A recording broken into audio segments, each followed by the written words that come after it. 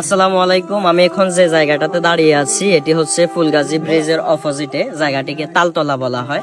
তো এটা বলতে গেলে পরশুরাম ফুলগাজীর মেন একটা সড়ক, কিন্তু এখানে যে পরিমাণ পানি, আমি এখানে দাঁড়ানোর পর জাস্ট মনে মনে এতটুকু চিন্তা করতেছি যে রাস্তায় যদি এত পরিমাণ পানি হয় তাইলে আশপাশে যে বাড়িগুলো আছে বা আশপাশে যে গড় বিটা বসত বাড়িগুলো আছে সেগুলোর কি অবস্থা। আমি গতকালকে একটা প্রশাসনের দৃষ্টি আকর্ষণ করে ভিডিও দিয়েছিলাম, সেখানে অধিকাংশ কমেন্ট এসেছিল পজিটিভ। আপনারা সবাই যথেষ্ট পরিমাণ আশানুরূপ সাড়া দেখিয়েছেন যে আপনারা যদি কখনো এমন হয় মানববন্ধনও করা লাগে আপনারা সবাই প্রস্তুত। তো ব্যাপারটা আমার কাছে অনেক বেশি ভালো লেগেছে।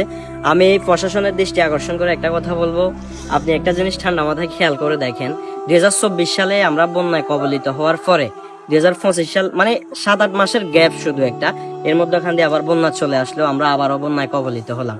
তাইলে একটা মানুষ কি পরিমাণ ক্ষতিগ্রস্ত 24 সালে হয়েছে এবং কি পরিমাণ ক্ষতিগ্রস্ত এখন হচ্ছে, এভাবে একের পর এক যদি মানুষরা ক্ষতিগ্রস্ত হতে থাকে তাহলে কি আদৌ টিকে থাকা সম্ভব?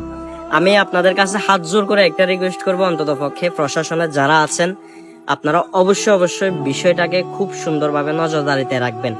আর প্রবাসী যে বাইরা আছেন তাদের উদ্দেশ্যে একটা কথা বলতে চাই, যদি কখনো এমন হয় প্রশাসনের দিক থেকে আমরা কোনো সহযোগিতা পাচ্ছি না, প্রবাসী ভাইরা সংঘবদ্ধ হয়ে ঐক্যবদ্ধ হয়ে অন্তত পক্ষে দেশে রেমিটেন্স পাঠানো বন্ধ করে দিবেন। বিশেষ করে ফেনী জেলার যারা আছেন তারা, আমি এতটুকু বিশ্বাস রাখি প্রবাসী ভাইরা যদি রেমিটেন্স পাঠানো বন্ধ করে দেয় অন্তত পক্ষে প্রশাসনের টনক নড়ে উঠবে।